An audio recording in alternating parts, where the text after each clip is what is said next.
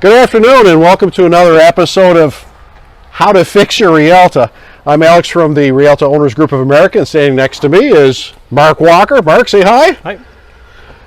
Well, I happen to be at Mark's house here on the sprawling estates in Vermont, and picking up a 99 that we picked up from another member who was done with it, and then it needed some stuff to be done.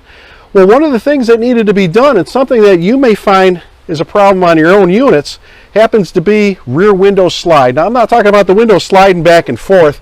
Mark, why don't you show us exactly what we have going on over here? You see this line of black material here is the original butyl caulk that has escaped. This window is shifted down almost 3/8 of an inch and has lost its seal. Consequently, water's gotten inside and has loosened the wallpaper. So we're going to pull this out. It's actually almost ready to go, but we're going to pull this out and I'm going to clean it off and put it back in with fresh butyl caulk, and hopefully we won't have any leaks. Now, Mark started it on this before I got off the plane, and he's removed the inside valance and the inside screens. Something you need to understand is if you're not comfortable doing repair, it's best to send it to a professional and not dive in on your own.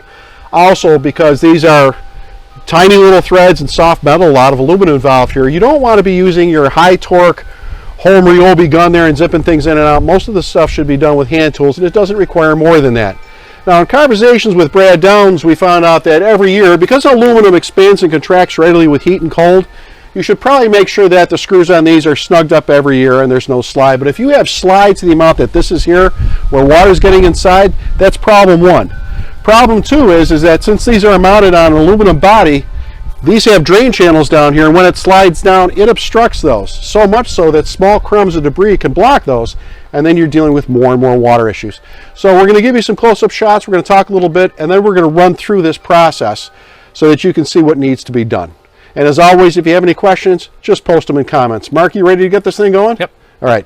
We're running remote. We're doing with no crew because we're doing all our separations and social distancing. Mark and I have been sequestered for 3-4 months now already, and we're feeling pretty good about it. But we're going to get into this.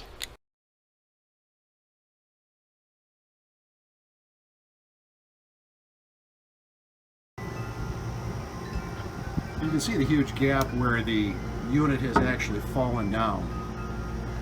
And this is the reason why we put the blocks in the bottom, to make up the difference. And down at the bottom there is just a boatload of caulk, but these particular drip vents can't work properly because they get filled up with junk and they're blocked off. They're too close to the body panel.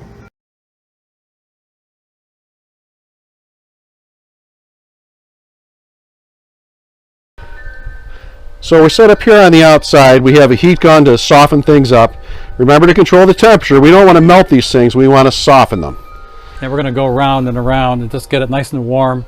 I'm going on the inside. I'm going to release the remaining 4 screws. Alex is going to catch the unit. I might crack it open a bit so he can get something else to hold on to. We're going to take it over to Sawhorses and clean it, and then we'll put a new one back in. We're going to make some spacer blocks, I think, before we reinstall this one. So we'll have to see what's in there and see what kind of damage we've got with the wallpaper as well, and try to squirt some adhesive in there and try to lay that back down too. So that's where we are. So we're going to get started heating this thing up.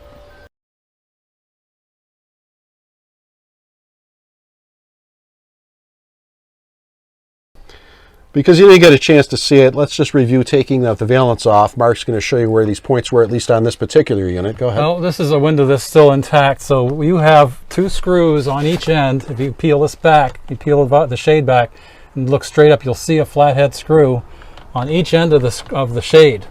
So you have to remove those 2 screws, and then on the back side there's plastic clips, which I've actually broken off over there. They're so old. They just break right off, so don't worry about putting those back on because they're going to be reattaching with the screws. So you take the shade out, you undo the bobbins down here, you unscrew those 2 bobbins and the strings come off, and you take the shades away. Then there are 3 screws holding the valance up, and they're way in the back. I don't think you can see them or feel them. They're behind the clips, they're hidden by the shade. So you got to get the shade out, and then you got 3 screws, one way on each end, then one in the center, that come out and hold the valance up to this cabinet. And they're about 2 inches long, so they go way up in there. I really don't know where they end up, but they don't. You can't see them inside the cabinet. So when they're off, it's a little dim in here right now. And we have no lights. Oh, we do.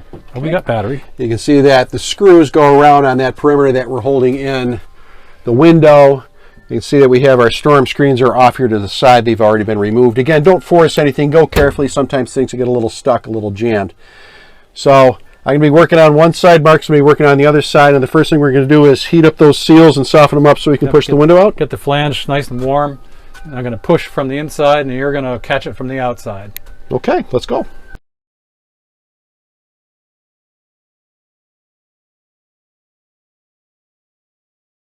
We're here on the bottom? Yep.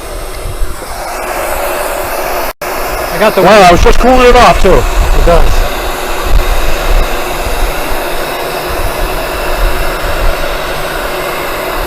On your left. The top is clear. Left side. Top is clear. Looks like front end. Hold on. Take it right over the horses.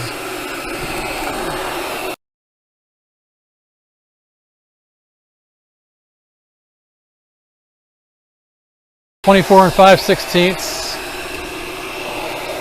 This is 24 3/4, so it's a 1/4 inch strip.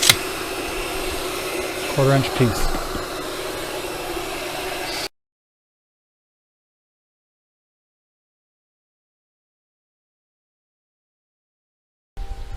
Well, as with anything else that's worthwhile doing, you got to do it properly, and it takes a lot of time to do the particular prep that's on this.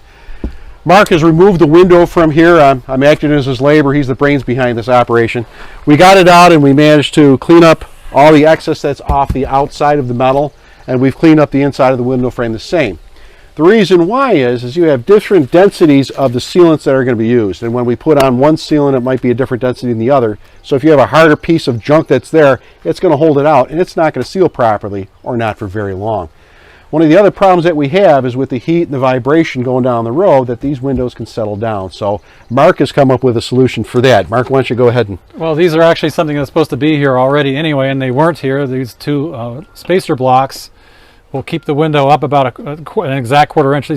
These happen to be made out of a material called Celtec, which is an ABS plastic, but you can make them out of seaboard or anything that's 1/4 inch in plastic is preferable because they won't rot and decay and do all the other things that wood and metal do. So I've set these are 1.5 inches by almost about 2 inches. Doesn't matter how long they are, but make them a little bit less than the thickness of the sandwich, so that when you clamp down, they don't fight with you. And so these are set. They just happen to be stuck in the glue.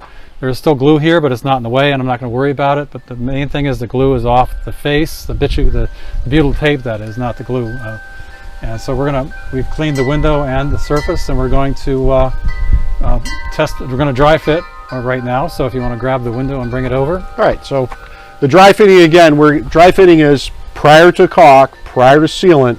You're going to put the window up in, make sure you don't have any gaps. You're going to mark your measurements before the caulk's on, because once the caulk's on, whether you're using the tape or whether you're using the liquid or a paste, it's going to want to mush around. It's going to have resistance. So if you make the marks on a dry fit where you know the window's supposed to be when it's done, you can push past that resistance on the caulk and the sealant and make sure that it lines up exactly where it needs to be. So we're going to grab the window and do that right now.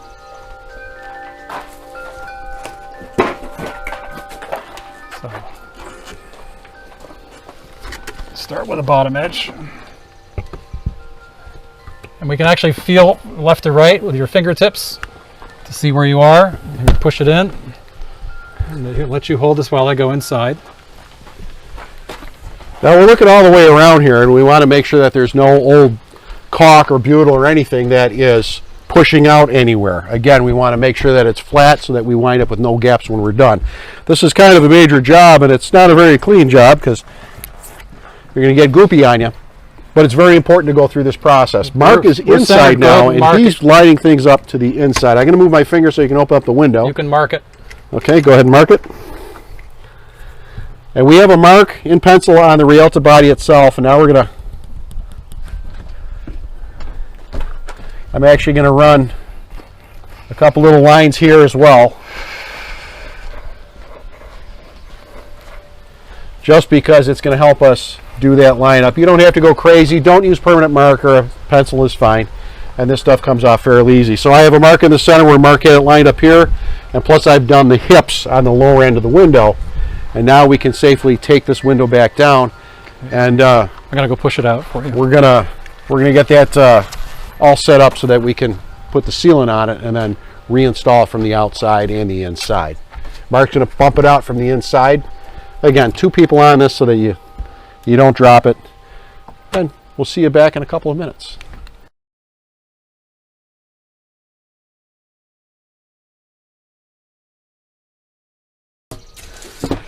So right now Mark is prepping the butyl tape. The butyl tape, for all intents and purposes, it's really thick caulk that's done in and I'm simplifying, I know there's chemists out there that are probably screaming in their minds at me, but it's a very thick material that allows you to handle it with your hands.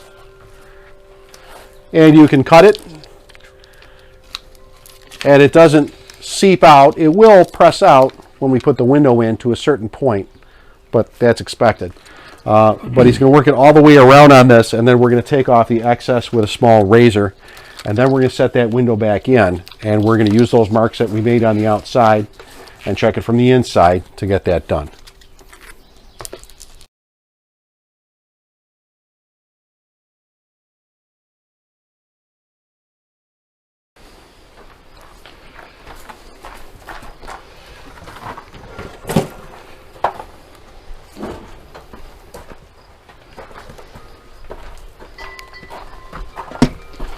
Gotta get that registration mark lined up.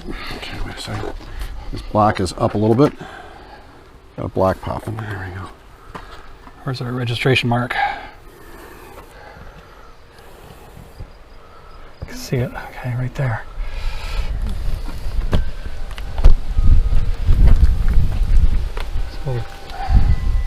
Okay, so I'm going to go on the inside and start applying the screws. All right. So I get a couple screws set, then you can come inside. We've actually fit the window in. It has the butyl tape on it, the sticky stuff. We wet the surface first according to the manufacturer's instructions so that it moves a little bit before it grabs on, because once it's set in, it holds on tight. Mark is inside resetting some of the screws to hold some of the trim into place, and then we'll go inside and we'll finish up that part and continue to work with this.